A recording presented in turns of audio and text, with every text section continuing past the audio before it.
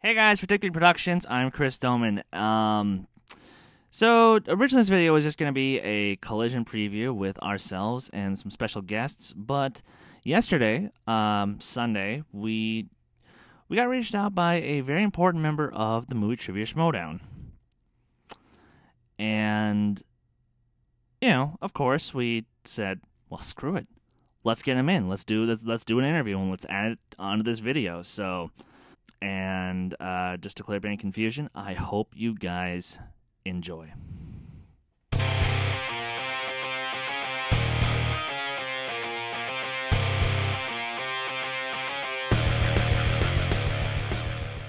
Hey guys, for Take 3 Productions, I am Chris Doman, and as you can clearly see at the bottom of your screen here, there are a ton of people in this chat with me. So I'm going to go through everyone real quickly. Obviously, I've got from Take 3 Productions, Kees Cornelisa, Hi. Matthew Kearns, Evan DeGraff, I have sleeves.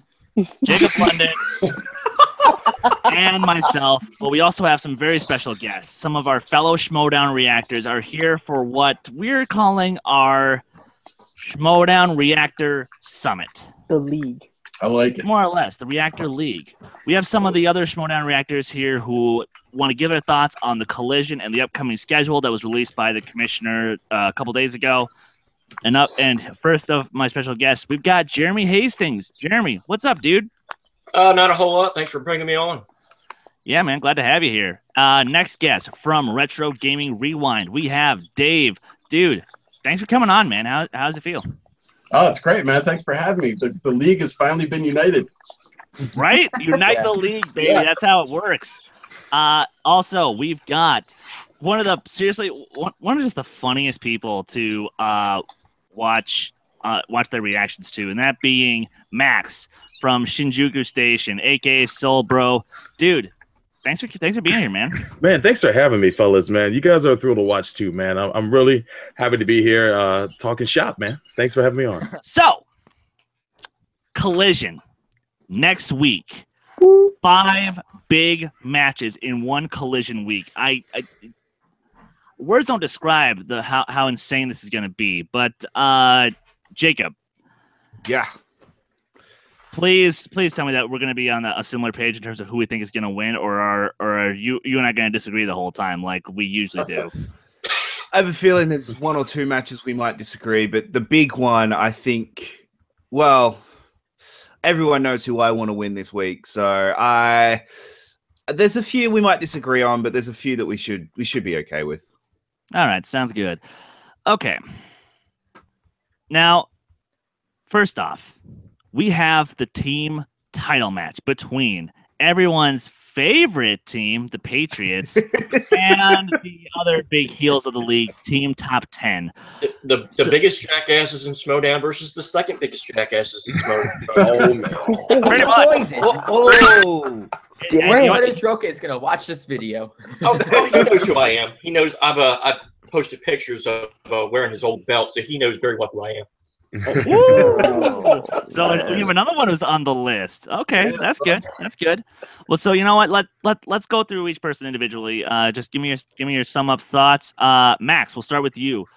Top 10 Patriots. Who do you got? Oh, it's top 10 all day. Come on now. Come on, let's go. I love. I've been a big fan of those two since listening to the Top 10 podcast. But honestly, I think they're hungry enough to get those belt backs. They only had the belt for a short period until the Patriots until they lost them, of course, and then the Patriots swooped in, scooped the belts, and have had it ever since. And they've held it down. I'm not going to discount what they have, but ultimately, I think they have a little bit too much hubris at this point.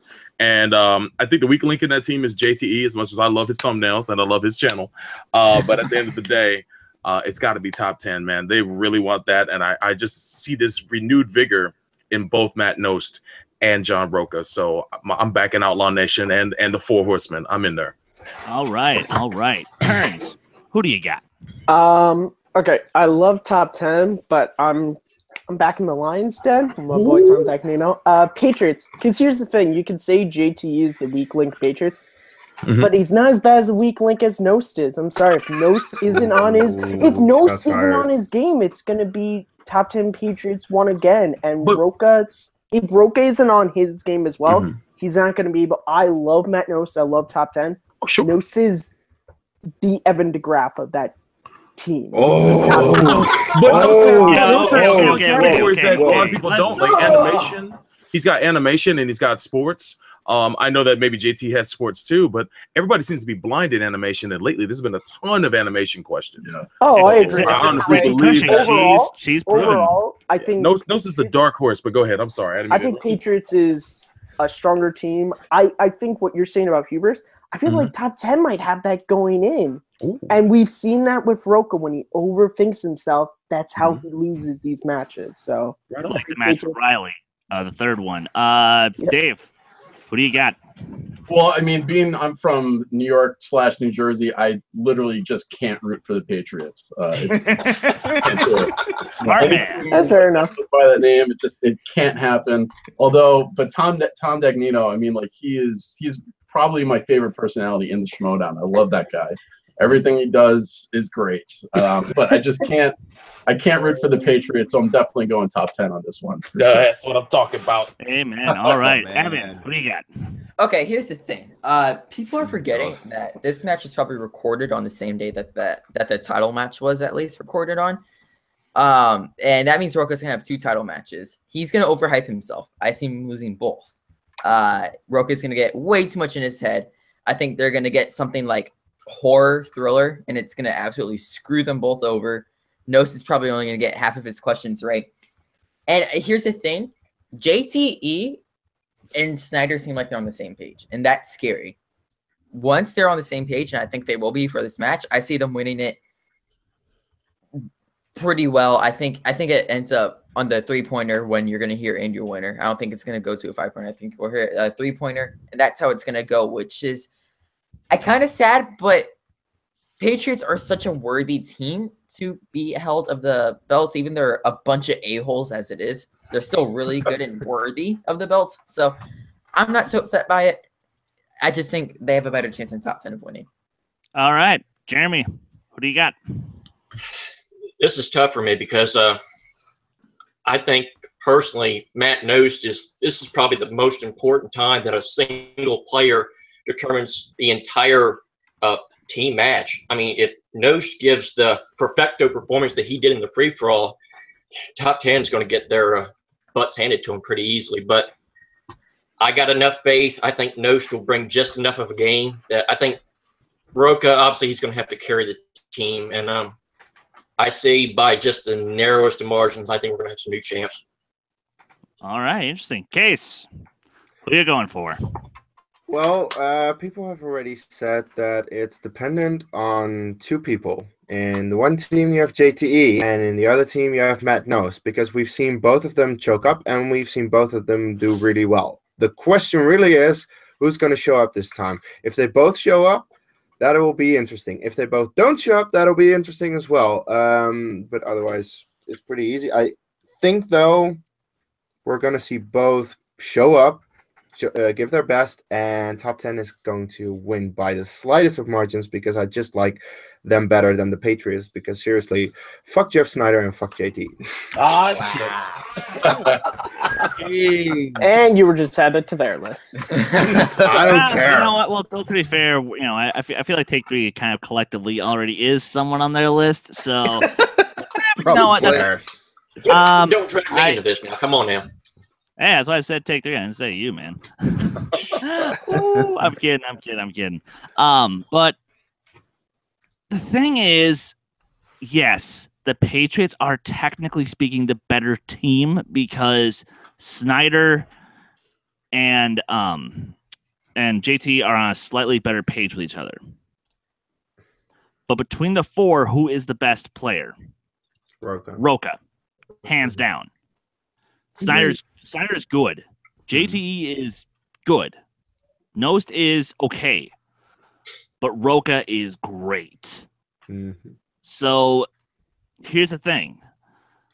Even when Roca is in his own head, he can still give a solid performance. So it's going to be a matter of which Roca are we going to get? Are we going to get the one who, pulled Green Beret out of his ass in top 10 Schmoes 2? Or are we going to get a Roca who totally forgot Judy Greer and crap the bed against Riley. So I don't know. Maybe I'm crazy, but Jacob, who do you got?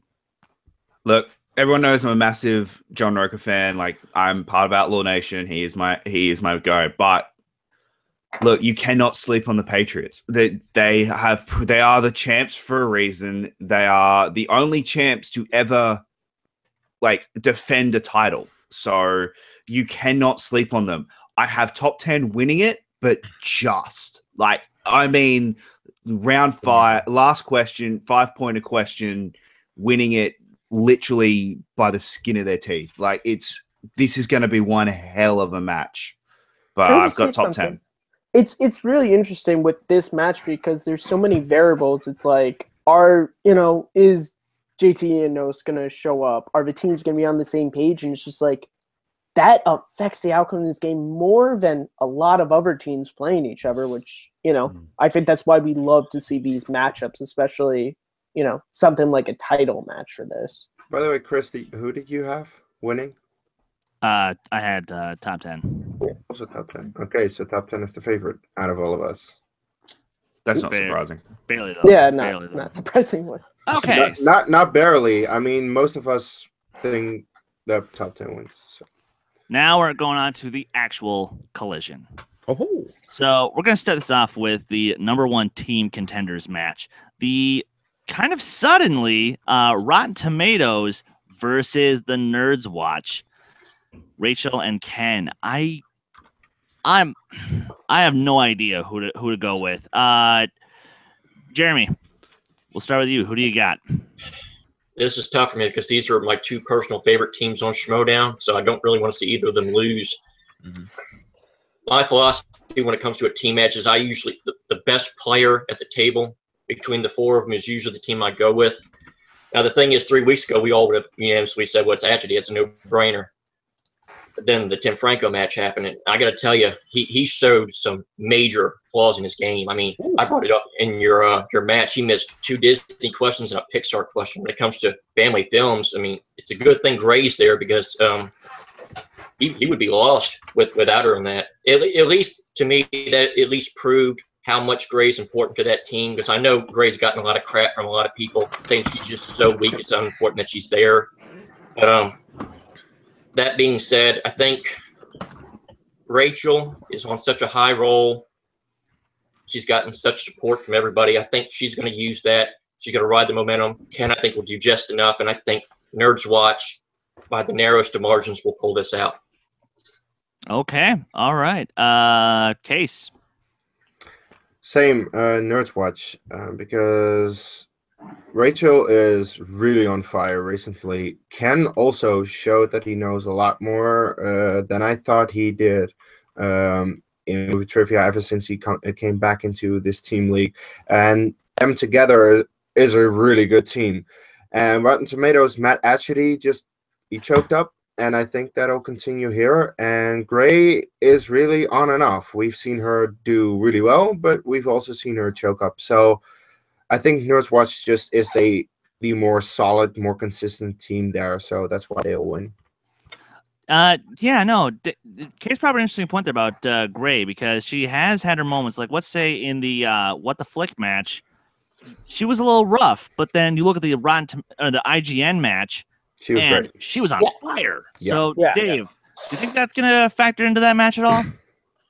Yeah, I think, ultimately my pick is Nerds Watch. They're, like Kees was saying, I think they are the most consistent team. I kind of wish we had Frank here to run the stats for us, because I don't have them. But, I just without looking at the stats, Nerds Watch, I feel, is a much more consistent team. And Rachel she has so many strengths. It's really hard to identify weaknesses in her game that I think she complements soundtracks, perhaps. Yeah. I think her and Ken, I think they complement each other a lot better than the Rotten Tomatoes team does. So, yeah, that's my pick. All right. Evan. All right. I completely disagree with all of you guys. Look, they are controversy. Nerds Watch are due a loss. You're 2-0. You're a new team in the league. After you're 2-0, you probably gonna lose. They're gonna come up and face a very good Rotten Tomatoes team. I think it just proves that Matt actually can't take the singles competition himself and that he needs Gray Drake there. With that, and I think he'll blossom and bloom, actually. And I was thinking about this in my head. If you run down each and every single category, Rotten Tomatoes necessarily doesn't have a weakness. But if you're to flip it on the other side, like if you give Nerds Watch 70s or classics, I don't see them doing that well.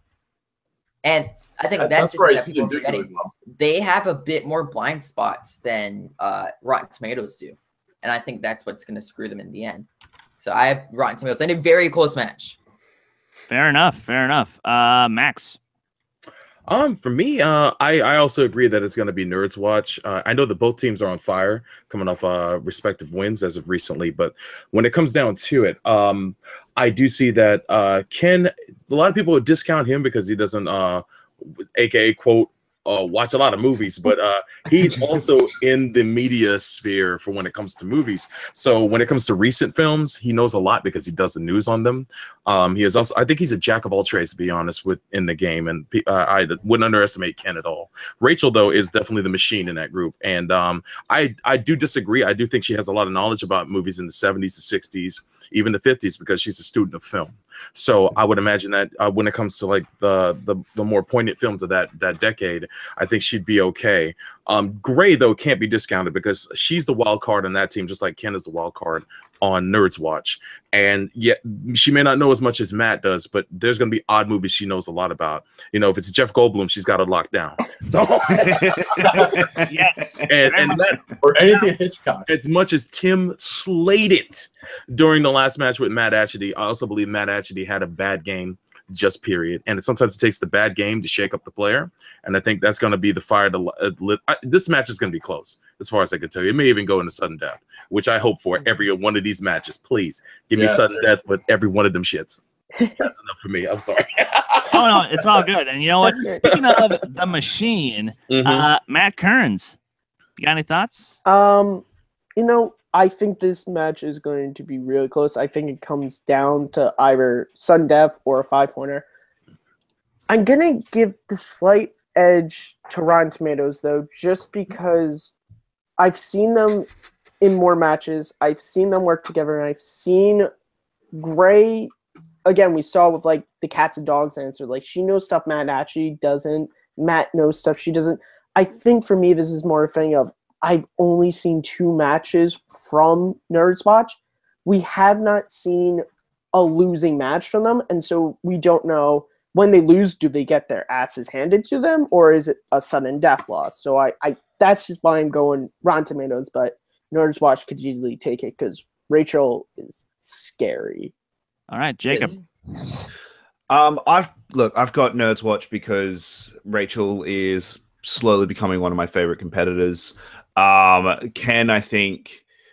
puts on a bit of an act of this, you know, type of laid back, doesn't really know what he's talking about. And then something like the free-for-all happens where he turns up and he turns up good. Like, and you're not expecting it. I mean, in the free-for-all, he lasted more rounds than I think a few people were expecting. The Star Wars match, he came out of nowhere and won that thing. Yep. But yeah, this is the Schmoedown. This is a team match. I think it's going to be a lot closer than I think this is the closest match of the Collision. Out of all the matches in Collision, I think this is the one that everyone's going to be talking about as the closest. But I've got Nerds Watch winning it just by 1 point, like by sudden death, 1 point. All right. And you know what? Okay, to everyone who is saying Nerds Watch, I completely get where you're coming from. I completely understand it. I respect that. But look, okay, by way of experience, I have to give it to Rotten Tomatoes because they have had matches where they weren't that great. They've had matches where they performed excellently.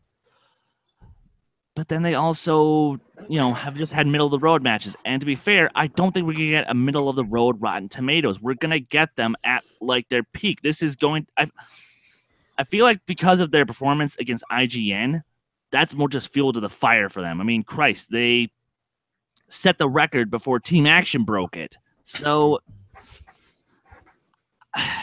again, by way of experience and by the way their career is going right now, I have to give it to Rotten Tomatoes.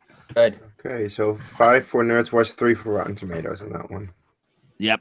So, okay. Now, we're going to move up to the Inner Geekdom Championship match. The Nightmare Hector Navarro versus The Joker. Jeremy the Joker Johns. Okay, I'm actually going to go first on this one because I already got my prediction. Jeremy, hot hand right now. Hector, we haven't even seen him since the free-for-all. And again, I think Hector's just gotten, well, I hate to say it, but lazy in terms of the Schmoedown. He's gotten lazy. But maybe I'm crazy. Maybe I'm crazy. Kearns, take it from here. This is another difficult one because I like both of these guys, and this really could be anyone's game. I'm gonna give the slight edge to Hector because Jeremy has showed in all of the Inner Geekdom matches he's played, he has gaps. And the problem with that in something like this is if he gets Harry Potter, I know he's been watching the movies and doing reviews, but if he gets a kind of deep cut Harry Potter question, he's in trouble. He has been rewatching them. That's what he just said. I just said that, Kees. Back to what I was saying. I just think Hector is more well-rounded in the Inner Geekdom stuff, and I think because of that, I think this goes to the third round. I don't think it's a knockout or TKO, but I see Hector retaining the belt. This is a 5-round match. Yeah, it's a championship, so yeah. Oh, so okay, my bad. I'm sorry, I see it going to the 5th round. All right, Dave. So the newness of this league, so nobody's really got like a really strong track record yet, but I'm definitely going for Navarro, just because Johns barely pulled it out against Cushy, and honestly, I feel like he got a little bit lucky in that one, just because it almost came down to like a matter of reflexes rather than it was like knowledge at that point, because I think I didn't actually tally up the points, but I feel like Rachel was way ahead in points. When Jeremy won, so my gut tells me that it's just going to be Navarro, even though Johns is definitely a strong competitor. I just feel like Navarro's going to pull it out. All right, Jacob. Johns was very, very, very, very lucky to make this match. I think, Johns was very lucky. Look, I agree. His match against Burnett had a bad game, and he should have won that game. His match against Cushing, there's no way. Cushing was the best player in that game through the entire thing. It was just that last round where speed was the deciding factor. Sorry, Jeremy Johns should not have been in this final. Hector's going to win this, and he's going to win it handedly, and he's going to win it easily. Woo! Some shots fired there. But Max, do you got a similar opinion or you got a different one? I got a way different opinion.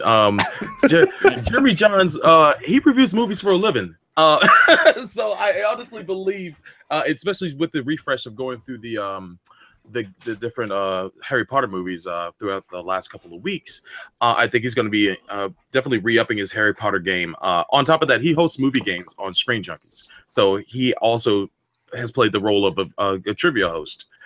Being the fact that he does that, he also kind of, gets exposed to questions that may just be Inner Geekdom related. So that could be at the back of his mind going into this tournament.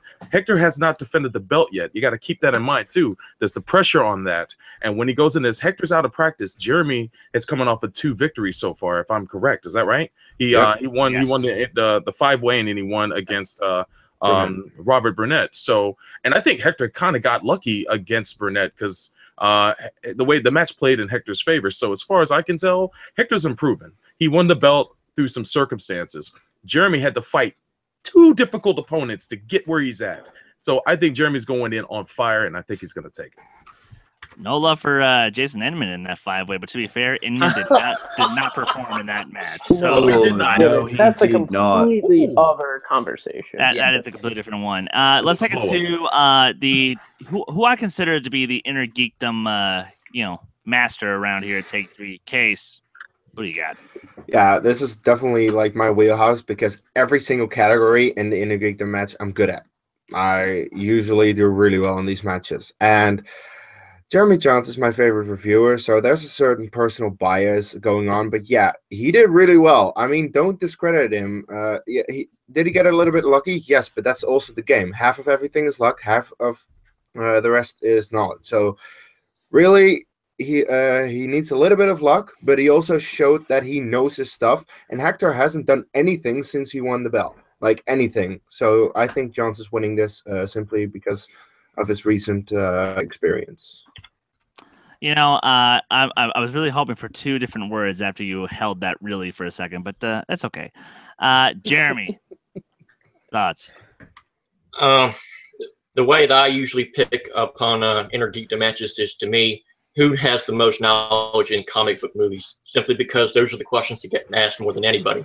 And to me, I mean, Hector was part of superhero news for a long time, so he knows comic book movies like the back of his hand. While Johns is a Star Wars guru, there's only one Star Wars category. There's only one Star Trek category. Harry Potter, Lord of the Rings, same thing, just one. Comic book movies, you got Marvel, you got MCU, you got DC, you got DCEU. So they're just questions. Well, that's yeah, that's 4, and then you have Star Wars, Star Trek, Lord of the Rings, and Harry Potter. That's also 4. So it's 4 versus 4. Yeah, but that's half the categories are comic book categories. So I mean, it's no coincidence. I mean, you go back to the 5-way match. That was a couple weeks ago. Who were the last 2 people that were in that match? Coy Jandreau, Mike Kalinowski. What are their strengths? Comic book movies. To me, it's simple. The people that know comic book movies the best are the people that flourish in this division. And Hector Navarro, I mean, you can make a case that he has the most comic book movie knowledge of anybody in the division right now. And I mean, you can argue it. And to me, if you have more comic book movie knowledge than the person across the table from you, you're going to win 9 out of 10 Inner Geekdom matches. So because of that, I got to go with Jacob. I think the champ's going to win this pretty easily. That's okay. You know what? That's actually from fairly solid reasoning. That's some Frank Janish reasoning there. Yeah, I just went. Jeremy was unlucky. It was really, really lucky. He doesn't deserve to win it. You actually brought knowledge to this thing. Sometimes you got to act like I'm somewhat smart around here. Hey, you know what though? Wow. That's pretty good knowledge there. Now let's go to the person who has no knowledge about this stuff, Evan. And there goes another sleeve. Okay, so here's what I'm thinking here. Jeremy has had 3 showings in the Schmoedown. His first match, his Star Wars match, and his other match. 4. 3 Inner Geekdom matches and 1 Star Wars match. The 2 that he's won have been very impressive. And the Star Wars match, he held his own. Yep. Star Wars is just one part of Inner Geekdom, but break it down like this. Lord of the Rings versus Hector, he has it. I think DC movies, I think Jeremy has it. I think you break it down, Harry Potter, he's going to have it now. And then Star Wars, he has it. That's 4 already. And I think Marvel movies, he can hold his own. MC movies, I see Jeremy holding his own versus Hector.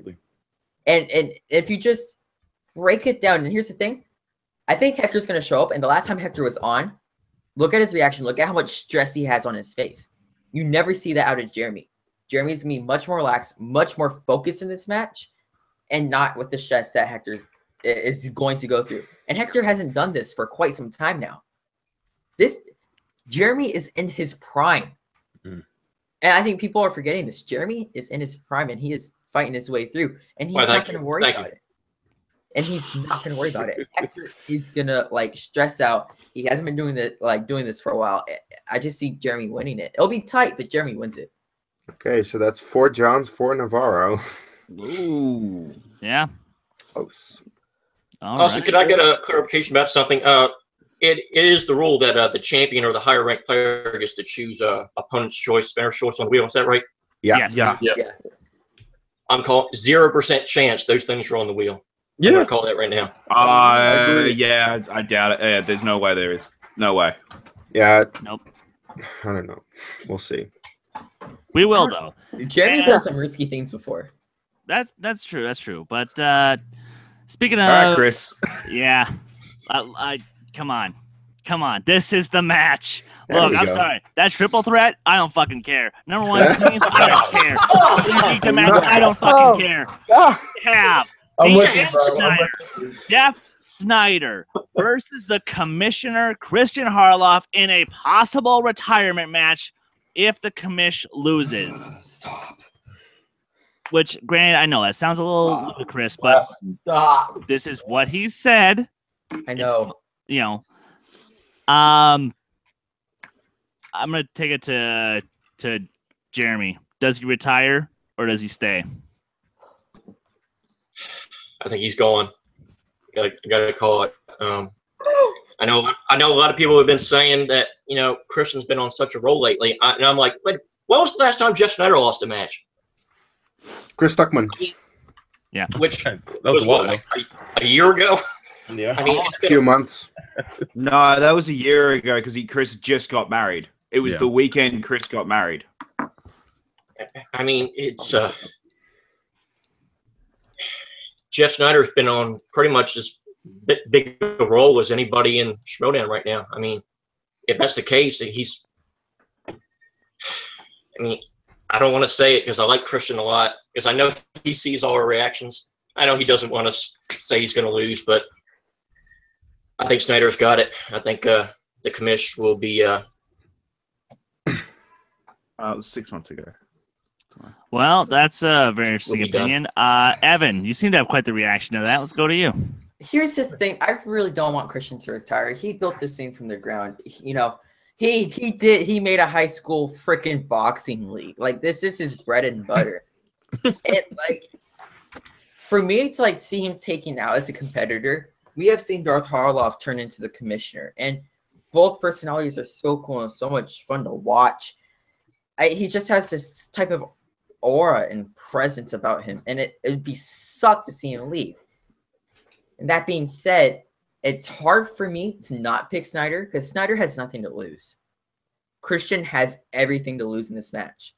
But he has everything to prove as well. I think he wants to prove to everybody that he can stay up with the top dogs and get his chance at this belt soon in the tournament. So I think Kristian wins it slightly. Like, it's a 5-point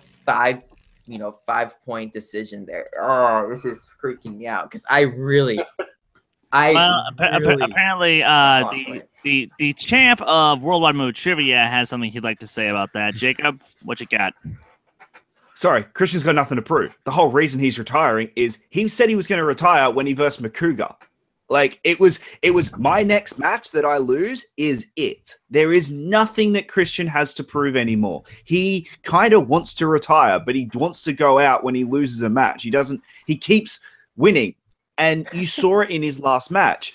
He was so relaxed. He was so, you know what? I don't care. If I win, I win. If I lose, I lose. Snyder's got everything to prove because he's part of the Lion's Den and they're ego-driven maniacs. So they need to, Snyder needs to win, and the pressure of that match is going to get to him.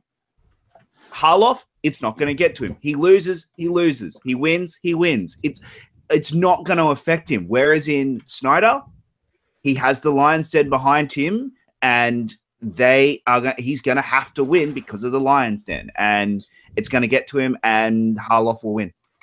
Okay. All right. Max. It comes down to one simple thing for me. Honestly, I think that Kristian's going to win because he doesn't want to. He's got so much on his plate right now with being chief creator of Collider and hosting the Schmoedown and arranging all this stuff, and with Comic-Con coming up. It's like, the last thing he needs is to keep playing. I want to see him keep playing because he's so electrifying to watch, man. He comes out like The Rock. He busts people up. He leaves. The dust settles, and then his opponent is rocked. And Jeff, as strong as Jeff is, because I watch him on Meet the Movie Press, and I know as much as he knows about things, he's strong in a lot of categories, but he also has a lot of disdain for genre type movies, except for maybe horror. Horror is like his bread and butter. But he watches a lot of the comic book movies and whatnot, and it's in one ear out the other for the most part. So to Jeff, as much as his performances have been strong, I think Kristian's going to go in there a lot more relaxed, not giving an F, and beat him. I think he's going to get in Jeff's head, to be honest with you. All right, and parents. I This is really interesting because the last time Kristian Harloff was in a position like this to go for the title, the Blue Fairy happened. So, I mean, It's Riley's fault, by the way. Is there? Oh, Listen. Fucking Riley. I think you shut your mouth, Kees. I'll come to the Netherlands and beat that smile. Listen, I think Christian's going to win this because even though Jeff Snyder has been on a roll in singles and teams, it's like Max said, he doesn't have those genre movies. If he gets Star Wars in round 2, he's screwed. Christian is stealing every point. All this. Whereas Christian, he has the genre stuff, but he's also shown in his matches he knows release dates, scores and soundtracks. I think he's a better, well-rounded player, and I think and also, like Jacob said, he has nothing to lose because he would love to retire so he could give us better matches so he doesn't have to focus on being a competitor and making his persona. And because of that, he's going to be a little bit more relaxed, and I think it's going to be close, but he's going to edge it out. All right. Dave. You guys just pretty much nailed all my points. I honestly don't think about this match at all. I just think he just wants to basically show up, do his job, answer questions. If he wins, he's probably going to be like, shit. I can see it. God, why? Exactly. It's like, God damn it. When I cared about this thing, I kept losing. Now that I don't, I'm winning. It's a little bit like that South Park episode when they are in the baseball league and they want to lose, but they keep winning because the other one also wants to lose. Jeff Schneider, he's due for a loss, so I just think it's gonna, that's just gonna work out naturally. So who's gonna win? Kees, go ahead. No, wait. Who did he say? Oh yeah, Harloff. Harloff. Yeah. Okay. I've got nothing to add. I mean, everyone who knows me a little bit knows that Harloff is my favorite competitor, and fuck Jeff Snyder, so Harloff wins. Shots fired. Now, it's kind of funny from one commissioner to another. Knew that was coming. Look, Knew that was coming.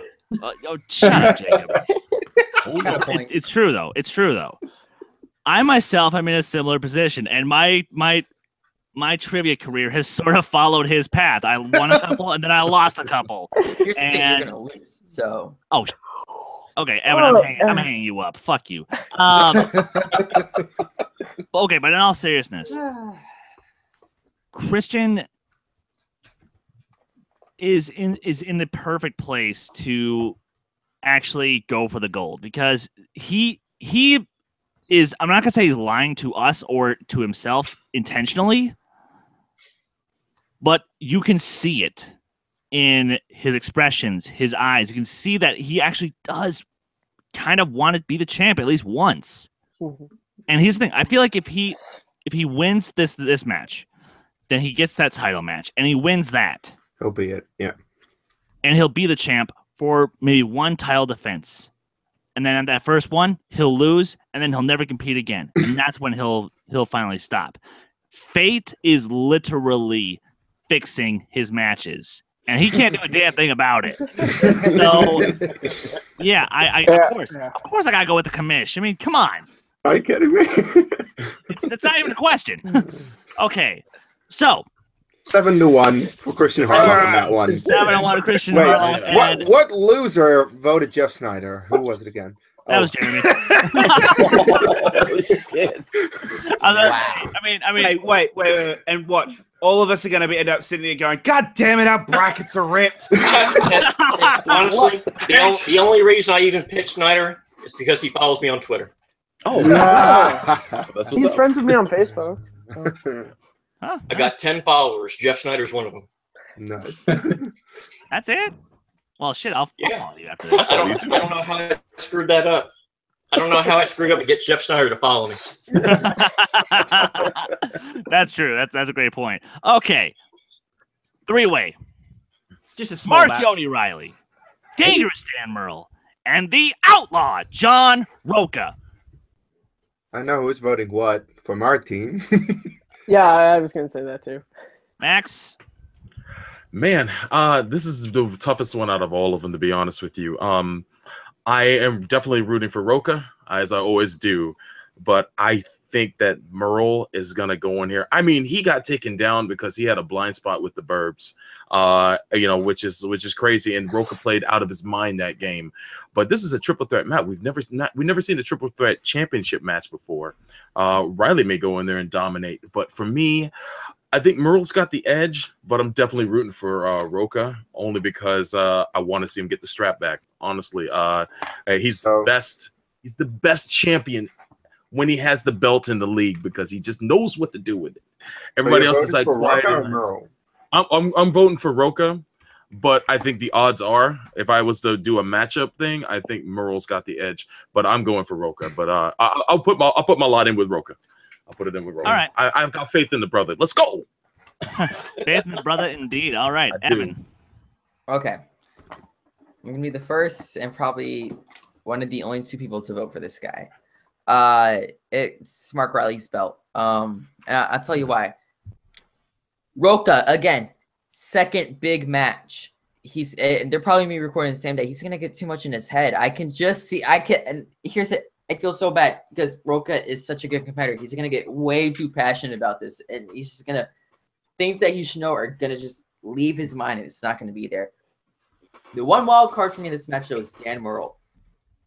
How many blind spots are gonna hit him? Because I for sure know Chris Gliskin is gonna write some very difficult questions from movies that people probably have never heard of, and it's really just dependent on who has more blind spots that game. But I feel like we see such a strong round 2 from Riley that he takes it.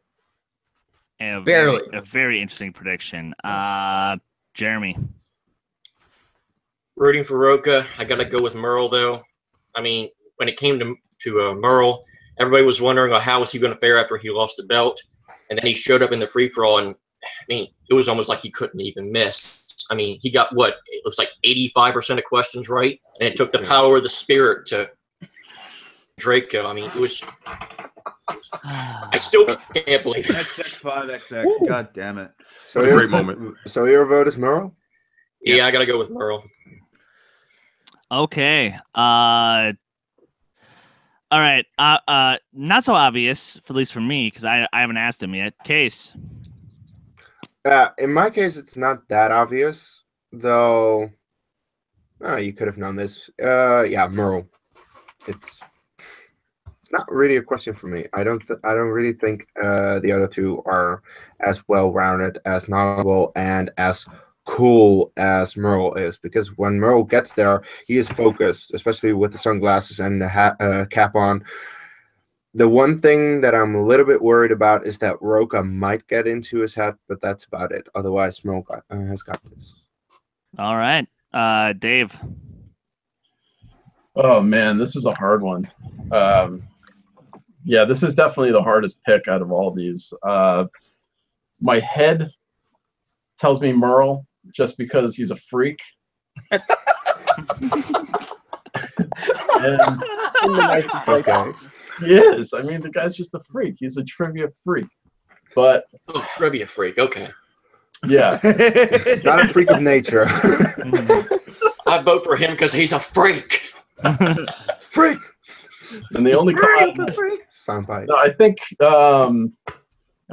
man, I got to go. I mean, my heart wants to go with Riley. My head's telling me to go Merle, but I think I'm actually going to go Roka, believe it or not. Nice. Now My that's soul. sound We in logic. My soul is going My Roka. stomach says Roka, so I'm going. Just because, you know, I mean, I don't know if you guys watch or listen to the Cinephiles at all, but they get into some really, really, really deep cut discussions, and that stuff sinks in, and that stuff really sticks with you, and really kind of shows how deeply he's familiar with film. And I just think, I mean, that's a lifetime that you're building up. Obviously, we're all watching the Schmoedown the last couple of years, whatever, but he's been building a lifetime of knowledge. And he's probably a little bit older than a couple of these guys, and I think that pays off. Absolutely. Okay. Just a little bit, not that much though. Now for Captain Obvious number 1, we go to Jacob London. Okay, it's actually not as obvious as you thought. Look, I'm with David. I pleading to the gods every night, please, John Roker to get his belt back. But if you put a gun to my head and said, you have to pick the winner, and if you don't pick the winner, I will kill you, I'm picking Dan. Because I think Dan is going to win, but I want my heart is telling me that I want Roker so badly. But if I had to bet my house, if I have to bet everything in my life on who will win this match, the odds on Merle will win it. But I want Roker. So you say Merle? So I'm saying Merle, but I hate myself for saying it. Okay. All right, and Captain Obvious number 2. Hello. Hi. Listen, Merle is the scary one in this one because if Roka can get into his head, it will be like the last match. Roka, if he gets into his own head, he's in trouble. But you know who's got a great head of hair? Mark Riley. Right? Riley. Oh, man. People sleep on Mark Riley. They do. People like Frank Janish, and they're proven wrong. All right? Riley's going to hold on to the belt. Are you still out for Janish? No, Of course. he's my boy. I'm just saying. He's a big person. He called out Mark Riley on that thing. I'm still upset about that. I'm not over it. Not over it. Okay. And Merle. Yeah. I'm sorry. It's just, I mean, look, Here he Riley is. is a great competitor. Roka's a great competitor. But Merle. I mean, this is like possibly the 3 best competitors in the Schmoedown going at it for the title. That's just, it's insane that we're even having this match happen. Yeah. It is insane. All right, so it's 4 for Dan, 2 for Riley, 2 for Roka. Interesting. Yeah. Okay, so so we also saw that there was a big schedule basically between now through the Ultimate Schmoedown singles tournament. I'm not gonna go through every single one of them just because there's too many to list, but also I mean I do have to ask though, are there any of the matches that have been posted that we actually want to talk about real quick? Yeah. About the upcoming matches? Yeah. One Is specifically. any quick ones we want to highlight? Although before we get into that though, I do want to thank our special guest Max from Shinjuku Station. Unfortunately, it's to leave a little bit early, but that's all right. At least it's not technical difficulties like what happened with Anthony. Thank you guys, man. I really appreciate it, man. I look forward to doing this again. If you guys have to do this again, man, thanks. Yeah. We're doing this, and we will combine. It's an absolute blast. For those who are interested, follow me on Twitter at SoberRyu. I've got a lot of things popping. And fellas, you guys do great commentaries, man. Again, thanks for having me. I'll see you guys later. Good to meet you, Max. Yeah, Thanks, man. Take care. See you later. All right. What a guy. What a guy. What a guy. I like Charming him. fellow. Yes. So, back to where we were. The schedule. If you got one to talk about, just start talking about it. Because I've honestly got nothing. I got a big one. Oh, Okay, I have but- like 1, 2, Jacob. All right. Jacob. Okay, No, the you big guys have one, small the ones. special match. What the hell is this thing? I have some theories. But does anyone else have any theories about what this match is? Oh, what, the July 11th special program? Yeah, what the special match that is on July 11th, the special Ah, program. Those credits have to have something to do with this, right? Right. I don't know. But okay. Now let's take a look at the wording very clearly. Program, not match. If Kristian intended this to be a match, he would say special match. I honestly have the feeling what it is. It might just be I think this is the 30 for 30 on Roka. Ooh. That's if he wins the That belt. would be If he dope. doesn't, that 30 for 30 isn't coming out. It's either that or it's going to be Christian's retirement announcement. Maybe it might be. Yeah, maybe it might be a retrospective of Kristian Harloff's career. Something. Yeah, it's just because it doesn't say it's his program, not match. That's my only thing. Yeah. So, but, all right. Well, under the assumption that it's a match, I think this is. I'm thinking that this is Sam versus the title. Yeah, I think the same. I think this is where they end. I think they end Collision with Sam coming out and saying, "I'm fighting you on Tuesday." Okay. That's not out of the bad realm theory. of possibilities. I kind of can see that happening. But Kearns, what was the one you want to talk about? The one I want to talk about, August 4th, Rachel Cushing, Mike Kalinowski, Yeah. 101 Inner Geekdom match. These are two people who just destroyed the matches, and it was just those sudden deaths that got to them. I honestly don't know who's going to win this. It's scary how much they both know in Inner Geekdom. I cannot wait to see it. I just want this match to be next week because I can't wait for this match to go down. I mean, the entrances alone from these two are going to be fantastic. Yeah. Yeah, fair enough. Anybody other thoughts on Cushing versus Kalinowski? Yeah.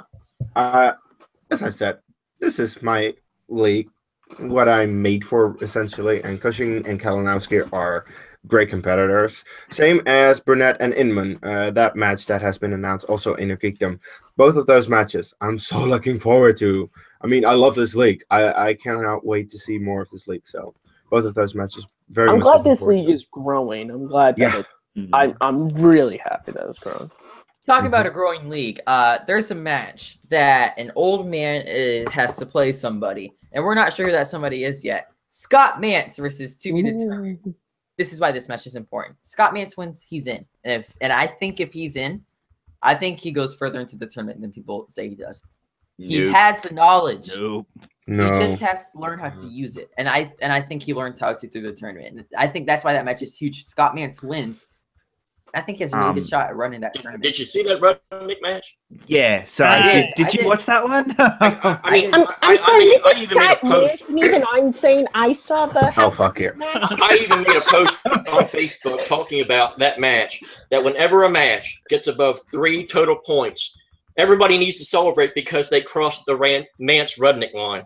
It's kinda Wasn't the match where we were all like the undercard was better than I know, like we were sitting there going, and Ken, even the look on Ken's face was, "This is our main card." And I love Scott Mance and Al Rudnick, but I just got a gut feeling. They're two. Because I know he knows the knowledge. he knows the knowledge, but he hasn't been good at pointing it out in singles recently. We'll see. The other really big one that I think needs to be talked about: Chandler versus Kalinowski for a Schmoedown qualifier. Yeah, Just real quick, who does everyone have for that one? Kalinowski. He's one of my favorite personalities. to Brienne. put down. I'm thinking Brienne exposed me on Twitter, so I think I have to go for her by force. So, Brienne, please don't kill me. And only stupid Wait, why questions. are Hey, you hey, supporting hey. her? We didn't have her. Yeah, Yeah. I take Brienne on this one. I take Brienne too. I mean, you guys follow her on Twitter. I mean, she's always studying. You know what I mean? Oh yeah. She's always studying and trying to make 16-year-olds cry. Okay, moving on. Last one. Only stupid questions. Who is that? Answers. Sorry, only stupid answers. Who's that team? I think that might be I'll Makuga's team. skip over Jeremy for the Brienne Mike question. Oh, I'm like the Geico camel. Mike. I thought I heard him say it before, but okay. Yes, I think that might be Makuga's team, though. Makuga? Possible. Just the name sounds like a Makuga name. No, I think that's a company. Yeah, Oh, that is is. That is. Oh, I didn't know okay. that. All right, don't worry then. Thank I God thought that they're was going a to team. Schmoedown on YouTube channels. And all right, one last question before Chris can wrap this up, just because I'm kind of overtaking from him. One last question. Really? The whole Oh, geez, sounds like that was the plan. the whole ETC Ricky thing. Does this get resolved at Collision? It I has think to. if not, it's a big missed opportunity. Yeah, I would think it has to. What Yeah, happens it at this point? has to be. I mean, I think just after what happened in the match, Wolf and Ellis, I feel like it's either a new faction or he's been talking to a player and it's going to be either a new competitor or maybe someone we haven't seen in a bit that he's bringing back. So maybe it's Sam Levine. I don't know. Probably not, but you know what I'm saying. God. Like, it's got to be someone big, I'm saying, or something like it's Kevin Smith or something joining the Schmoedown or something like that. It's got to be something massive. By the way, guys, I cannot believe we haven't talked about Nose versus Dagnino. Thank you. Thank you. There we go. And you know, David, you can actually thank Evan for that one. Yeah. All right, David, Thank me for that. take it away. No, I was just gonna say on this one, and I feel like kind of a jerk for saying this, but it almost looks like that match is like Nost being the sacrificial lamb for Dagnino rating. Wow. It's true.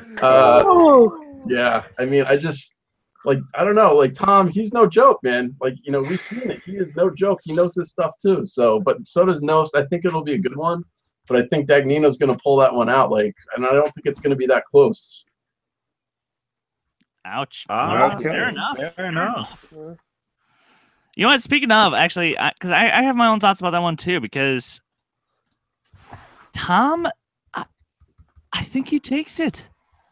I honestly think he takes it over Nost. I mean, Bottom line, Nost is well, that's not why, but Nost is kind of a slouch in singles. Like, He hasn't really shown it yet. I agree. Yeah. He gets nervous or something. I think Tom, I believe we might have said it on the reaction in the Makuga match, but if he had chosen better categories in that last round, he would have beat Makuga easily. Yep. And the thing with Nost is, I love Nost, but he got lucky in that match against RB3. There's no way he should have won that. No way. Yeah, he's right now he's 1-2. I mean, yeah, Tom Dagnino is 0-1, but again, that came down to just bad selection. But I think Tom is going to take this. Okay. All right. Okay. Well, that ought about do it for this Reactors Summit, the Reactor League, all getting together, at least for the little bit that some of us could, and it was a lot of fun. I want to thank our special guests. And you guys, a little refresher. If you want to follow Max on Twitter, you can find him at SoulBroRyu. You can follow him on YouTube at Shinjuku Station. But Jeremy Hastings, where can the good kids find you, man? You can find me on Twitter at WWEJTH1. You can join the other 10 subscribers and followers that are with me on Twitter. It's nice to have the support. But yeah, other than that, it was great to be on here with you guys. Awesome, and and we also have David from Retro Gaming Rewind. Dude, once again, thanks for coming on. We really appreciate it. Thanks for having me. Where do kids find you? So I'm at Dave AVGC. AVGC is a video game con. That's our video game convention out in Jersey in September. And then you can find me at Retro Gaming Rewind on YouTube. And thank you for having me on. It was a pleasure. It was so much fun. Yeah, dude, definitely was a pleasure. And I do want to maybe make say one quick thing about worldwide movie trivia while we're here. One last thing. Hell yeah. And an idea came across my mind when I was putting together this little panel here. I'll say this all. There we go. But maybe having some of our guests face each other once the tournament wraps up, because obviously we're now in it finally. And I was gonna pitch the possibility of maybe a David Cross and Jeremy Hastings match. I'm in. Be interesting. It would be very interesting. I'd like to see that. Would you react to your own match afterwards? Don't bet on me, or else you will be using my famous paper rip gift. I just had the question, will you be reacting to your own matches afterwards? We saw Late to the Party did it, so I mean, it's done before. Oh, absolutely. I love laughing at myself every chance I can. Hey, this guy's just like me. All right. But, outside of that, so now for my wonderful Take 3 crew. Jacob, where can the good kids find you on the interwebs? Find me at Jacob London on Twitter and Facebook. Remember, this Sunday, guys, we're doing our first double feature of Rise of the Planet of the Apes. Sorry, this Saturday night, Sunday my time. We'll be doing our first double feature of Rise of the Planet of the Apes and Dawn of the Planet of the Apes, starting at 6 p.m. Eastern Standard Time. Make sure you join us in preparation of War for the Planet of the Apes opening in your country because I have to wait 2 weeks. I said what hurt. So yeah, that'll be at 6 p.m. And then next week we're doing Game of Thrones. And as always, keep sharing and liking the page, and like and share our Lord of the Rings Middle Earth watch along that's coming up in September. We're going to hopefully start doing a real marketing push for that at the end of this month. So we look forward to you guys then. Yeah. All right. Sounds good. Speaking of hashtag salt, Evan. Hashtag salt. What? Hashtag. Okay. Hashtag Mark Ellis. Oh god. Okay. Well, you guys can find me tearing off a sleeve at our latest reaction that we did on Friday as Clark Wolf versus Mark Ellis. Something happened and some sleeves came off. That's all you need to know. I'm shocked you kept him on this long in this video. Yeah, me too. Hey, always got to keep me on. And then you guys can find me at EDEGRAFF11 on Twitter. You can find Brianne Nealon at me there. It's quite comical. And then, yeah, and you guys can find me talking about the Schmoedown here. So why not? Why not indeed? All right. Kearns. You guys. You have a very special match coming up in the Worldwide Movie Trivia Tournament. Best of luck, bro. Where can the good kids find you? You can find me at Kearns_Matthew on Twitter, on YouTube, MattMovie611. On Take 3, hosting the Movie Fandom Show every other Wednesday. I'm on the reactions most of the time. And I guess in a couple weeks you can find me kicking Lucas Showbox ass in the tournament. You want a classic? All right. Not gonna get him this time. Oh, I like that. Okay, and speaking of Kees, hey man, so you got a match coming up. Yeah, I do. You do, and it's up against Zach Mitchell, the guy who took down Brett Sheridan. Exactly. Are you nervous? No. Are you kidding me? The guy got lucky. I'm gonna beat him. All easily. right. Are you kidding me? So look out for that match. It's gonna be great. And other than that, you can follow me at Dutch Movie Guy on Twitter and the Dutch Movie Guy on YouTube. All right, and as always, you guys can find me on Twitter at my band Last Shot Redemption at LSAR Band MN. You can follow Take 3 Productions on Twitter at Take 3 Trivia. Like this video, please. Give it a comment. Subscribe to the channel. Share it. Spread the word. So that way we can get bigger summits. More of you guys on these panels with us. Yeah. I've actually been like scouting out, and there are some new reactors each and every time, and it's awesome. I want to get to know you guys as well. So seriously, you know, next time we do one of these things, hit me up. Like, comment, share. So for Take 3 Productions, for Jeremy Hastings, for David Crossan, for Max from Shinjuku Station, I'm Chris Dolman. We'll see you guys next time. Take care. Okay, so as I may have said at the top of this video, after we've done our awesome collision preview with our guests, which, by the way, that still just blows my mind that happened, but the guests haven't stopped. We actually have, in addition to a very special guest, we also have our new member of the team that, you know what, I said screw it. Let's introduce her in this video, Kristen Smith. Kristen, welcome to your first official video as a member of Take 3. Woo! Thanks, guys. I'm happy to be a part of the crew.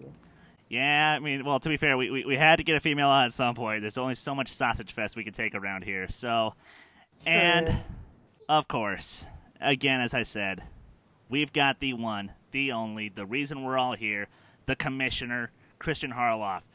Back in the interview, man. How's it feel?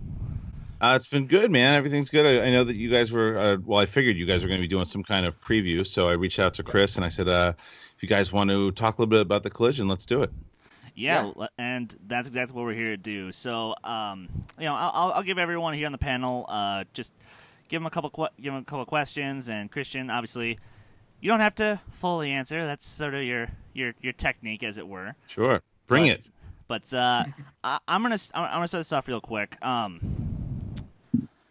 The name Collision, was that just something you just threw at a dartboard and got the name for, or was there a little more purpose to it?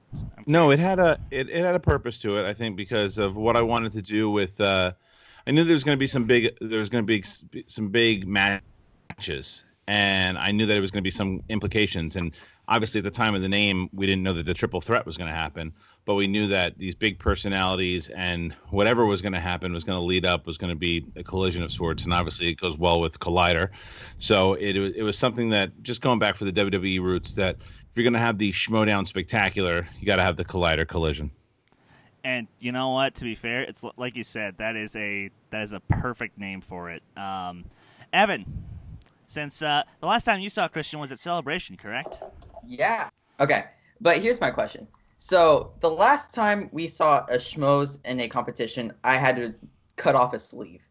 That was not a good day. Mark Ellis lost. Right. I saw that. Yeah, I was really upset. How can you make it so I'm not upset when you verse Snyder?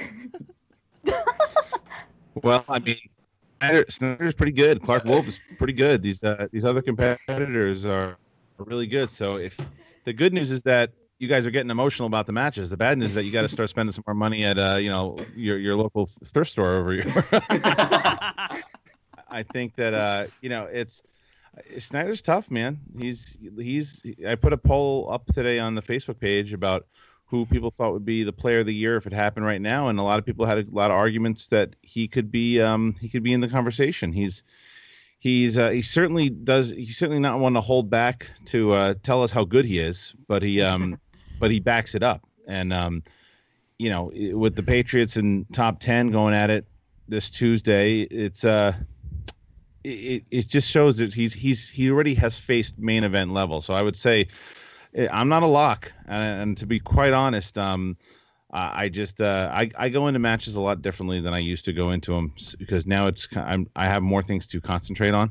So the actual match itself, I keep getting thrown into these things. I didn't want to beat Viviani, and then I did. I thought my last match would be against Andy Signor, and that wasn't the case. So. Yeah, it's kind of hard when you keep TKOing people there, Kristian. I mean, but speaking of similar sounding names, Kristen, I almost screwed that one up. That's never happened. Since this is your first time actually seeing Kristian face to face, what you got for him? I just have a general question. So the collision is a real big deal because it's going to be a long episode, but it also has some of like the biggest names in the movie Trivia Schmoedown competing. So when you started this, did you ever think that it was going to get this big or have this much reach in the community? Well, I think the guys asked me a similar type question when I spoke to them, and I can tell you the same thing without same thing I said to them without the risk of being arrogant. I did. I had an idea that I think that just the kind of philosophy I think that you need, that most people, if you want something to be big, you got to put it into the universe that it will be, and that I had a lot of confidence in this thing since the beginning, and I still have ideas, and I have good resources now. If I have the resources that I hope to have in the future, and whether it's just 5, 10, 15 years from now, I can do a lot more. So I think it's in a good spot right now, but it can certainly be in a great spot.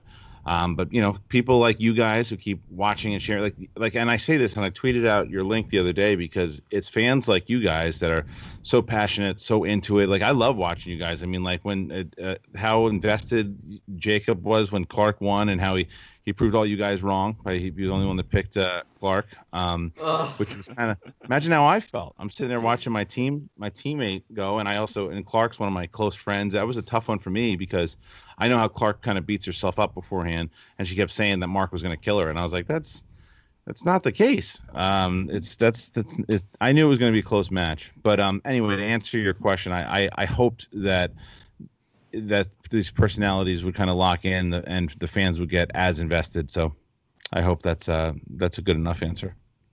Yeah, awesome. And obviously, guys, as you know, clearly there's only 4 of us here at the moment, but the rest of the guys, they are here, just in audio only. So yes, there's Kees, and Kees, ask away, man. Well, I didn't really have a question of myself, but I know that very important question, because this is definitely a current question. Will we ever see Mark Riley with the Superman jacket and his old outfit again, or is that done? Well, that's the Riley question. I mean, I think that he felt like he was that he was going to the well too many times. And if you noticed, once he switched it up, even though he lost against Roca in the Spectacular, he was kind of reborn, because when he played against Elliott, he was still kind of shook up from that loss against Merle the first time, and his head wasn't really into it. And then I think that he started getting kind of used to the Superman persona. And then once he started, because Mark Riley is very theatric in nature. Yeah. He was a theater major guy, and he was big into, he was touring all over the place doing that Star Wars in 30 minutes, and he likes to have that flair. So I think he enjoys switching it up. But like I said, you guys can, when you interview him, I'm sure he'll be able to answer that a little bit better than me. All right, fair enough. Fair enough. Well, speaking of champs, since there's a couple titles on the line here at this collision, just a couple. Jacob, I know you got a question for the commish, so ask away, man. Okay, so my question is more, I'm very curious as well. After the collision, because I like looking forward to the future, you released a schedule, and there's a special one called Special Program. Is there a reason that you said program and not match? Don't have to reveal it. Just, is there a reason? Okay, yes. Cool. There's absolutely a reason, and I can just say this: I as a commissioner, some footage has come across my desk. There's some interesting footage, things that you guys will definitely see very soon, and things will not be the same over the next week or two. Things will definitely be a little different, and you'll want to see what's happening come that Tuesday. Ooh. Tuesday. Oh, I'm so looking forward to that. Oh yes, You should. That's gonna be a fun time. I can already tell. And okay, from one commissioner to another. I'm actually in a similar position, because in the Worldwide Movie Trivia League, we're about to do our tournament, and I'm currently in a pretty ugly position, kind of like you unfortunately were at the end of last year, where I'm contemplating retiring from our league myself if I lose my next match. Now, which leads me to, I feel like I have to ask, what really gave you the idea to potentially retire if you do lose your match on Friday? A lot of work. There is a lot of work as far as what I'm doing, in whether it's promoting the collision, dealing with new competitors, setting up the leagues. You got to remember that when I was competing a lot in 2014 and in the tournament in 2015, it was once a week for only 14 weeks for the Schmo show, and that was it. It wasn't a year-long thing. It wasn't a consistent thing. There was only those people, so I wasn't dealing with these constant people. I get phone calls and emails from people that want to do it all the time, and it's great. And there's brand new people that want to come in. I got to figure out how to do that. And competing, as John Roca will certainly tell you, or Riley would tell you, it's a stressful thing, and it's a thing you got to be prepared for, and you got to and it's also, and it's not just like these special matches. I'm finding myself like as an actual contender for the championship, which I didn't want to be in.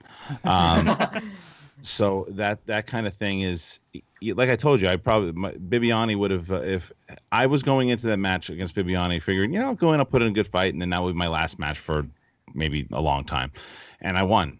And then couple that with the fact that a lot of the fans weren't necessarily saying nice things, thinking that I can tell you that there is no way in the world I'd want to fix that match, because if I wanted to fix it, I would have fixed it that I would have lost.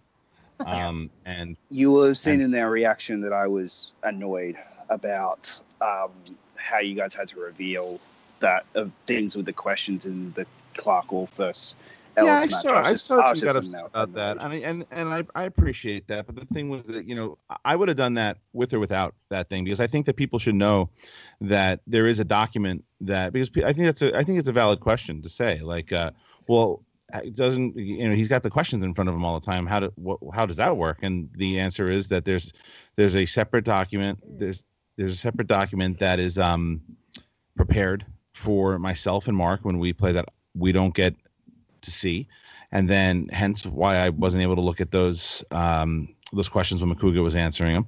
And then there's another one that I can see that I do have access on. So that's I thought that was okay to tell you. I would have told the audience that with or without the comments from the Bibiani match. But again, win or lose against Snyder, same things that happen.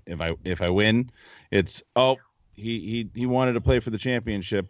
If I lose, it's he didn't want to play. So you just got to say that's fine. So I think that the easier thing to do is just step back, build on some new personalities, and there's certainly not a lack of talent whether or not I step down or not.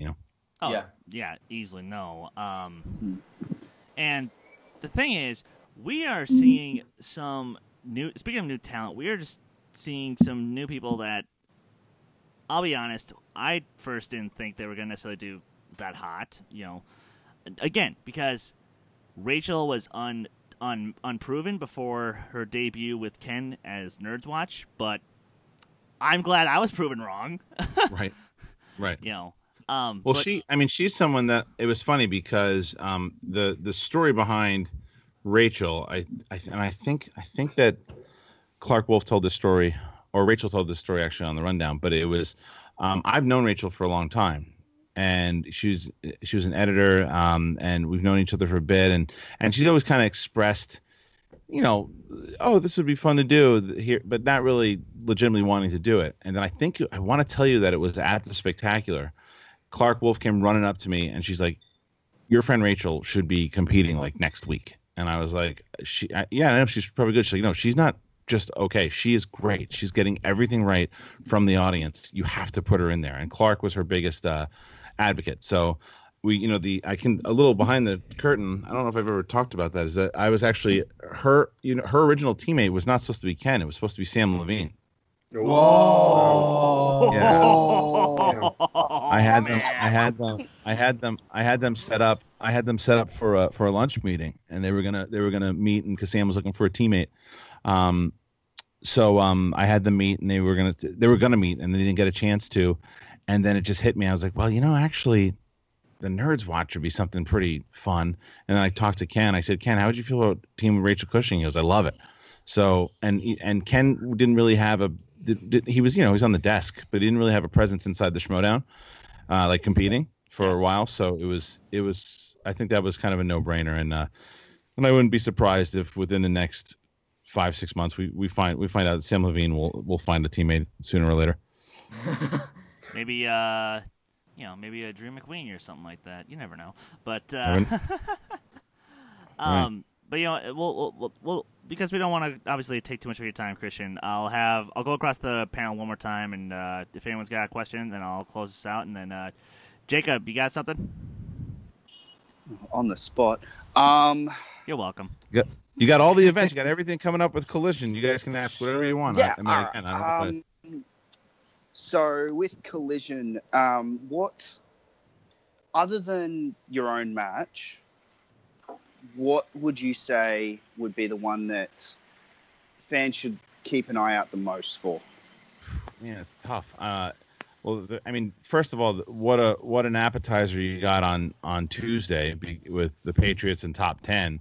Yeah. Because that's, and again, for most people, you guys probably know this because you guys are on top of the news of it all. But that match was supposed to be in the Collision, but I just, after we found out that Snyder was going to be in the Collision and that Roka was going to be in it, I didn't want to double them up, and I also didn't want to double up the fans. I wanted to give the fans other people to watch and just those guys, because that's tough to do. Yes, Roka competed in the Spectacular twice, and competing twice in a big event like that, it's tough to do. So I think 2 makes sense in July 4th, but that's a match you should definitely. It's essentially the first match of the Collision. It really is. But then the Collision, out of all those matches, I'm looking forward, just as a fan of myself, the number one contender match between the teams, Rotten Tomatoes and Nerds Watch, is going to be spectacular. We were just talking about Rachel Cushing. That's going to be a lot of fun. Jeremy Johns and Hector for the Inner Geekdom belt. I mean, Jeremy's become like a star. I think Jeremy's got that Mark Ellis thing where people don't take him serious, but he knows a lot of stuff. And I think, Hector's going to have a tough time with Johns. But obviously my match I think is going to be a big match. But how do you not look forward to the triple threat? I mean, these are the three best competitors, the only three champions that we've ever had in the league going up against each other. The only one Merle hasn't beaten is Roca. He's beaten Riley. Riley's never beaten Merle.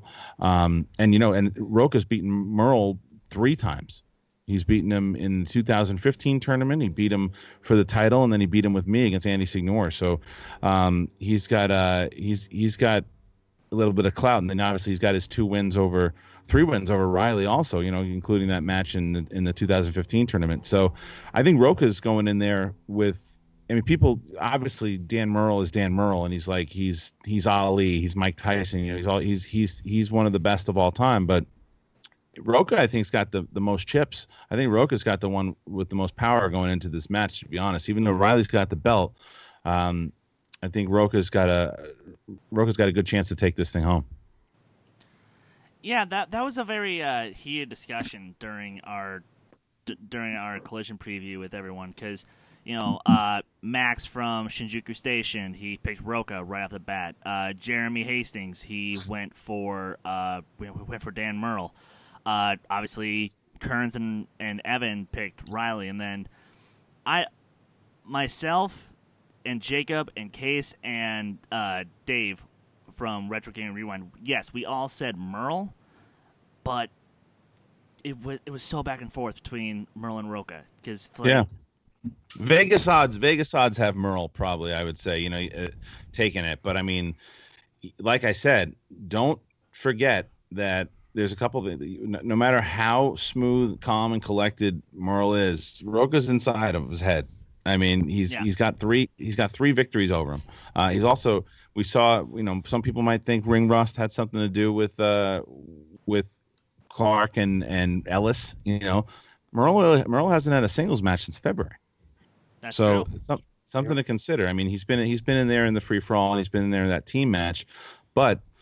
The free-for-all, he played amazing. He had the best performance, I think, out of anyone, but he still went out in that dramatic form against Andreyko. And I know for a fact that messed him up. I know that he was very upset about that. And then put that together with the fact that then he loses to Roca again with me, with Andy. He's going to do one of 2 things. He's either going to be inside of his head or he's going to be the most determined Dan Merle we've ever seen. Yeah, and again... determined this case would definitely meaning dangerous, hence his name.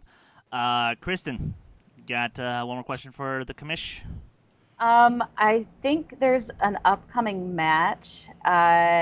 Only Stupid Answers. Who's in that? Has that been announced? Who's in that team? Only Stupid Answers? Not yet. No, they're. We just know that we locked them down. That they're going to be playing. That I had a date for them to lock down, so they said put us in, and I said okay, let me just figure out what's going on with the collision, and as soon as we lock that down, we'll be able to announce who they're playing, hopefully within the next week or so. All right. Okay. Yeah, sounds good. looking forward to that one. Yeah, I mean, I will say this: I was going through last night before I went to sleep. I was going through the singles matches and tournament matches as we have them right now and as they stand today. There's going to be a couple shakeups, obviously, over the next couple weeks, but just a few of the matches that I was really looking at, I was like, whoa, these are going to be good. Good. Because, well, to be honest, some of these debuts have been so impressive, whether it was hashtag Deep Cups. Abe, sorry. That's a whole different league. Yeah, that's not our league. Whether it's Deep Cuts, Vivian earmuffs. Double Toasted. Double Toasted also did really impressively. Late to the Party, I mean, good criminy. Jeez. Late to the party. Yeah. Again, these rookies, they've just been on fire. There's been some good ones. I think the good news for the rookies or the people who've only competed a little bit in the singles is that we have 16 people competing this year. So you're going to see some people who are 1-0. Relax. 1-1. You're going to see some people make it into the tournament. You're not going to see that in teams because you only got 8 teams. So eight teams, and you're going to wind up having. It's going to, the 1-0s might not make it in. You might have to have a couple qualifiers beforehand. So as much as I would love to say, let's have a late to the party, get a shot. They lost their first match. It would take a little bit. It would take a while for them to get a chance. Same thing with Tim Franco. Scheduling wise, you probably won't see Tim in the Ultimate Schmoedown. Which is more than fair enough. Case, got Nope. one last one. Nope. I haven't got any questions. I don't know. I'm drawing a blank. Fair enough. Evan. I got a two-parter. There are two Sure. things that people aren't talking about, like in preparation for this, for Collision, and like how and the promotional stuff is too. One is Sam Levine, and two is Ricky. Ricky. I was wondering who's going to ask me about Ricky. I wasn't going to bring it up, but it was me. Like, Good. here's my thing with the Ricky thing, right? I'm hoping something's gonna happen at Collision because we've had all this build up now. I think for 6 different matches now with Ricky being like, "Oh yeah, don't tell him, man. We can't tell Christian." And Ricky's just like, "Shh. Oh, they don't see it coming." And we've seen that from Ricky day in and day out. And Sam Levine, he's probably wondering, "Where's my shot?" For all we know, Right. What are we to expect from Levine first, and then can we have a small little tidbit of what maybe Ricky's cooking up? Yeah, Ricky. We'll talk about Ricky in a sec, but Sam Levine, it's just a matter of scheduling with Sam, and also if you're not familiar with wrestling, the way Money in the Bank works is that if you win the event in Money in the Bank, you can cash in whenever you want. That's the case with Sam also. So Sam can, if he decides, we're doing movie talk next week, and he decides that, and Riley's on the table, and he wants to play Riley for the belt then and there, he can do it. Problem with Sam is that Sam's a working actor. Yeah. So, Sam's been booking movies, and Sam has a lot of different things that he's working on. So as cool as it would be for Sam to just kind of show up at any event and compete, I wouldn't get too excited about it until we can actually lock it down and get it done. Because Sam's going to cash in. That's also why he hasn't competed, because why would you compete even if you have that split second time and you want to compete, but yet maybe Riley wasn't around that time, and he's not going to just have me throw him in with anybody because he's got his shot. So he's going to take his time. Who knows when it will happen, but I hope that it happens before the end of the year. Yeah. Sorry, go ahead. No, that probably is that's sort of what we were sort of speculating ourselves. Is that if it wasn't going to be a sudden 4-way at the Collision, then it would just be at some point before the Spectacular 2017. So yeah, well, 4-way is I got. There's only so much punishment I can put on poor Chris Skaliski. to do a 4-way match at the Collision would have been tough. But as far as Ricky goes, I mean, who knows what that snake is cooking up? He's on the phone, he's talking to somebody, and then he was in the room talking to somebody also. So it's a matter of who's he talking to? When's it going to happen? When's he going to? I'm with everybody else. If we don't find out soon, I'm going to be pissed off. So so yeah, I understand people's frustration as far as like, all right, enough teases. When's it going to happen? I think knowing Ricky, when it happens, it's probably gonna kick us all right in the face. Hey, you know what though? But to be fair, that's why we all love the Schmoedown, because it provides us with that kick in the gut that we don't see coming. And right. Oh God, what that little snake is up to, it's gonna be I can't wait for it. But I have a question for you guys, actually. All right. Okay. Because I watched one of and this could be just because I haven't watched a lot, and I've watched a few of your matches that you do. And so the guy that Jacob took the title from, what I noticed, and this is just me as a commissioner, what I've noticed was that's the first time he's ever been on camera. Oh yeah. Oh boy. The first time he's on camera, and he gets smoked. So are we thinking this guy's using Google or what? Woo! Former champ. All right. Well, okay. Now, okay, again, That's got to be a rule. No, you got to show your face. No, Brian no. Davis can never play because he'll never show his face. And that has been the rule made it a since that title match. Okay. We've gone on it a few times on our Take 3 podcast and on a couple other places in the page where we've said webcam only. Has to. I mean, good for Jacob. I'm sure Jacob put down his foot on that one, and I'm glad. I hope he did, and if he did, good for him because that's why he smoked him. It was a 1-point match. I smoked him. I watched the whole thing. Well, to be fair, and that match still blows my mind about how great it was. I mean, Christ, Jacob beat the Schmoedown record. That still, and even in a title match, because if I recall correctly, the highest scoring title match is Dan Murrell at the Spectacular with 23. So, well. As much as I love Jacob, he's not under the lights in front of 100,000 people with a whole bunch of different Bibiani and Roca screaming at him from the sidelines. This is true. This is true because I do run a very tight ship when we record these matches because if we do have special guests on, they're muted and their video's off. So right. But Jacob, Jacob, come on, come on, say something. Okay. If you have watched the video, you will see I am shaking to my bones, and that's with only 3 people. So yeah, if I get into the actual Schmoedown, if I ever have the opportunity and the chance and anything, I will probably try and fight someone a little lower ranked and try and just be like, okay, look, this is me, hopefully, just showing that I know a little bit of my stuff. Like Kevin. Oh, yeah, Oh, thanks. God. Give me one of the best. Yeah, no, I'm good. I'll fight. I'll try and fight JTE and probably embarrass myself. Right. Yeah. I wouldn't.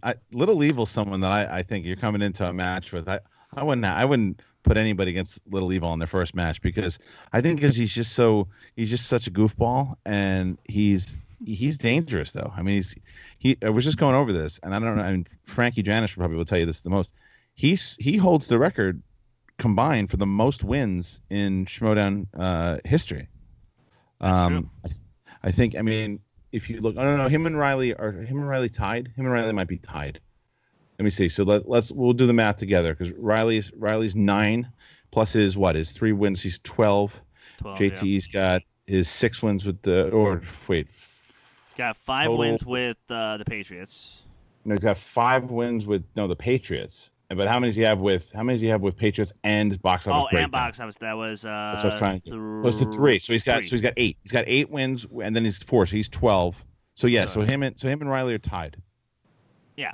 So obviously JT's been in this game for a long time, which is Sorry, Jacob. Actually, I would not put you anywhere near JT. No, I think you probably want to go up against like Schnepp or somebody.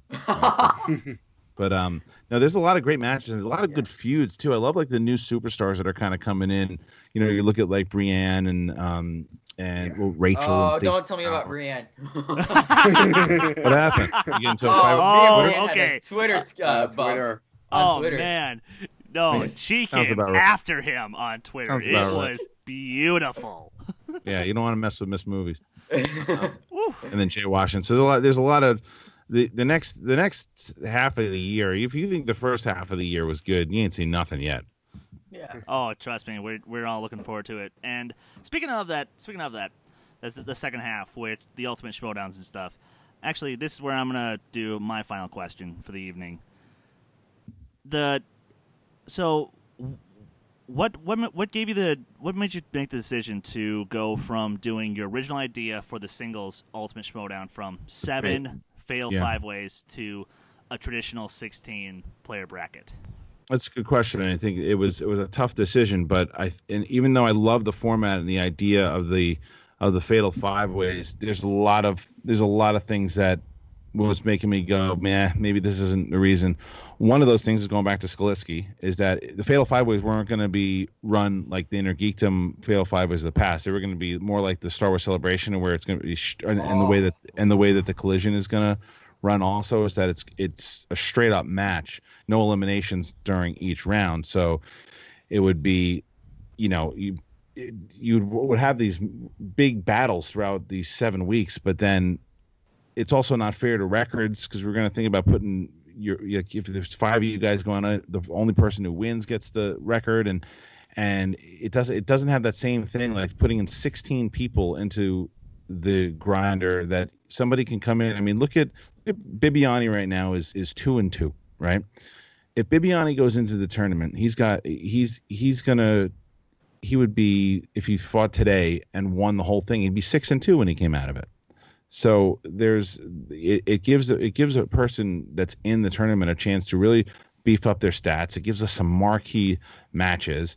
The spectacle of the Fatal Five-Ways are fun, but it's not the same as if you put one person in. Again, imagine Breanne Chandler goes in there. Imagine Breanne comes out and wins the whole thing. Rachel Cushing goes in, wins the whole thing. She can lock the Rookie of the Year then. It's like there's stars will be made in the Ultimate Schmoedown this year.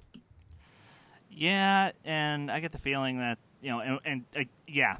I completely see why, because it's, we're seeing the same thing on our end with Worldwide Movie Trivia. I mean, Christ, Zabir Raymond, the guy just came out of nowhere, knocks out Aaron Turner, knocks out the kid Jonah Stowell. I mean, it's like you said, the tournament can give a lower ranked competitor a chance to truly shine.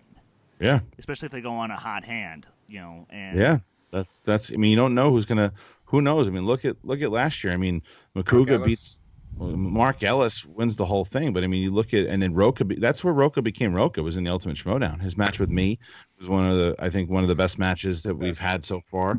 Still my favorite match of all time. Yeah, I mean the back and forth that he and Ellis had in the press conference. I mean, it was a big moment. That turned Roca, even though Roca lost the tournament, it turned him into the Roca that he is today. And then you look at, I mean, remember the rules are, if the rules were as they are today, Clark Wolf doesn't lose that match against Makuga, but he won. And I think that's something I should talk about on the air too, is that Clark Wolf had to name all the Guardians.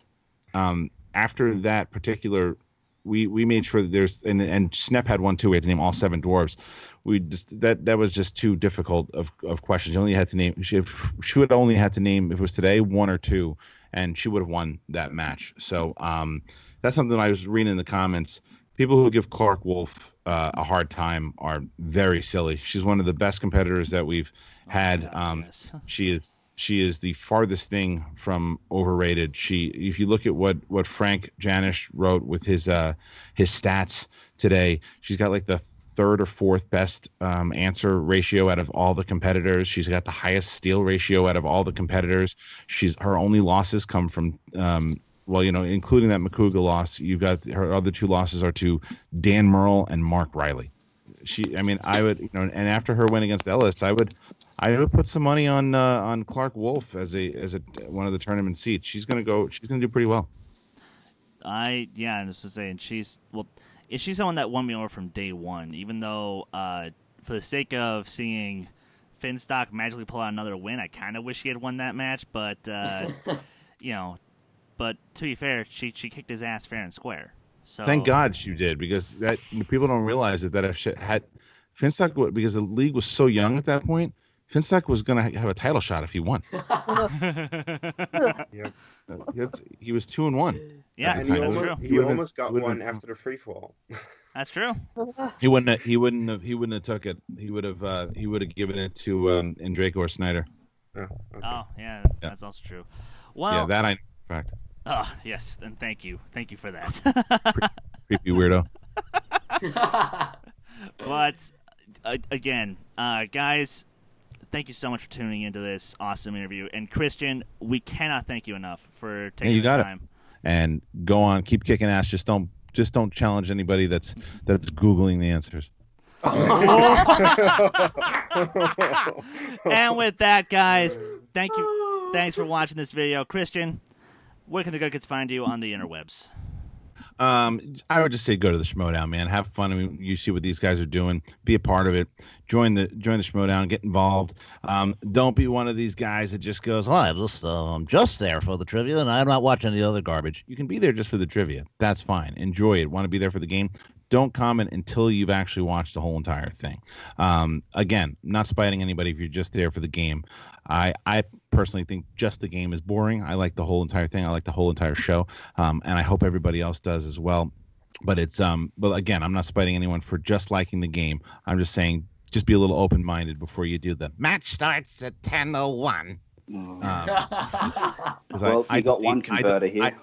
I delete that every single time. I'll tell you right now, like no one sees your comment. And one of my favorite thing is like if someone writes match starts at, I delete it every single time. So have fun doing it. It's gone before you even know it. You converted Grumpy Jacob. Yes, sir. You did convert Grumpy Jacob. So well, good. I mean, that's the type of thing is. But again, Jacob wasn't. And I saw that I watched those things too. It wasn't a matter of, but Jacob wasn't making a big old stink about it. He would be like, I just want to watch the game and play along because he's a trivia nerd like the rest of us. But he also said, you know what, I'll give it a shot. And that's what I'm talking about. Because there's certainly people like Jacob at first that just want to play the game. And I get it, because when you first hear about it, essentially you hear about anyone pitching, oh yeah, there's a show I watch and it's WWE meets trivia. And you're like, well, that's ridiculous. It's movie trivia. How invested can I get in movie trivia? And I think once you actually start getting invested, you go, oh my God, I'm invested in movie trivia. Well, what I will say is this, what I'm working on, and I don't know, because I don't even know where all you guys are from. I know some of you guys are overseas, and I know some of you guys are. I'm not even sure. But what we're working on is I am working on it's going to be a California though, but it's going to be a live event, and I am going to try to do something to where I put at least one of the big belts on the line. Live event, renting out a venue, just full on 3 matches, big, huge thing. That will probably happen. So I will give you guys enough time. Now, whether or not you can make it out here or not, that's one thing. But, it's something that's in the works. You know that I will offer to be a potential color commentator if you need it. I think that it'd be fun. What you could do if you guys were able to make it out to any type of event one of these days is that you could do something kind of from like this, kind of similar to what Late to the Party has done, but maybe do like the sideline thing with interviews. I think that's a lot of fun, where you see the reacting channels and the hardcore fans kind of really, because you guys could. What I want to do is, this is something I'm glad that you just mentioned this, because I want to do this, and I'm pretty sure, Chris, you'd probably be really good at this. I want to do a Schmoedown between some of the hardcore Schmoedown fans about Schmoedown trivia. Like I want. You know what I mean? Like the easy one is, who was the first Schmoedown champion. I would implore you guys to go reach out to the rundown for that one. You should make it like an all-star one. You should get. I mean, that's one that I'd be like, because Late to the Party, like, even though they're in the league, that would be one I'd be okay with them kind of doing, because I think Robert. Yeah, it's not movie trivia. It's Schmoedown trivia. So like to have Robert or Vanessa or Tim or anybody in there, that could be a lot of fun. And you get see who are the Schmoedown historians and have and that's very easy for me to promote. So go ahead and run with it, guys. If you guys want to do it, go for it. All right, I gotta run. All right. But it was a pleasure, guys. Thank you very much for having me. And make sure Tuesday and Friday. And Tuesday, by the way, the team title match will drop a little earlier. I think it'll drop 12 PST as opposed to 3 PST. All right, I'll talk to you guys soon. Thank you. All right. Thank you, Christian. Go Sox. Wow. A lot of great insight from the commish. That was incredible. Anybody got any last minute thoughts? I just wanted to thank him for doing this, because this was awesome. Yeah. And it's just great to have him on and to have him actually answer your questions. That's just blah. Yeah. It's awesome. And I do gotta say, guys, just to let you guys know, we didn't reach out to him. He reached out to us. That's a great part. That is so humbling. It's so validating of everything that we're doing. But Evan, where can the good kids find you? You guys can find me at EDEGRAFF11 on Twitter, as I am forever in joy because of what just happened today and what might happen in the future. Kees? The Dutch Movie Guy on YouTube and at Dutch Movie Guy on Twitter. Kristen, the newest member of Take 3. Where can the good people find you? You can find my dogs barking on all of the videos, but you can find That's me true. on Twitter. Twitter and Instagram, Smith_K10, the number, not the word. And you guys can find me on Twitter at my band, Last Shine Redemption, LSAR Band MN. You can follow Take 3 Productions on Twitter at Take 3 Trivia. Speechless. This just happened again for the second time in like a month and a half. And I got to We don't be deserve on this. it. We don't deserve this. But We're not worthy. we're not worthy. We suck. But guys, thank you so much for watching. And comment, subscribe to Take 3 Productions. Join the Worldwide Movie Trivia page on Facebook. And for my great panel, for Take 3 Productions, I'm Chris Doman. We'll see you next time. Take care!